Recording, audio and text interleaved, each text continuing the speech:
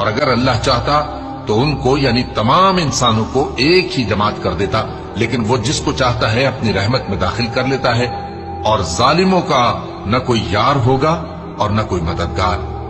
کیا انہوں نے اس کے سوا دوسروں کو کارساز بنا لیا ہے؟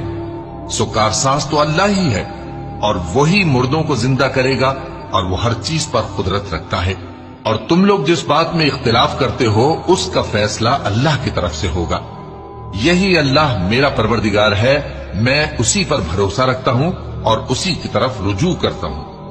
وہی ہے آسمانوں اور زمین کا پیدا کرنے والا، اسی نے تمہارے لیے تمہاری ہی جنس کے جوڑے بنائے اور چوپایوں کے بھی جوڑے بنائے۔ وہ اسی طرح تم کو پھیلاتا رہتا ہے، اس جیسی تو کوئی چیز نہیں، اور وہ سنتا ہے، دیکھتا ہے۔ آسمانوں اور زمین کی کنجیاں اسی کے پاس ہیں، وہ جس کے لیے چاہتا ہے رزق فراخ کر دیتا ہے اور جس کے لیے چاہتا ہے تنگ کر دیتا ہے۔